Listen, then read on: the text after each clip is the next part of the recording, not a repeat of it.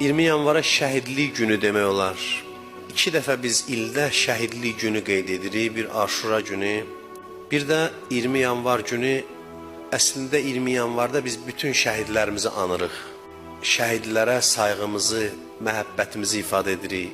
Şəhidlərə verdiyimiz dəyər 20 yanvar günü özünü qabarıq şəkildə göstərir. 20 yanvar günü Azərbaycan xalqının milli azadlıq mücadeləsinin bir zirvəsidir.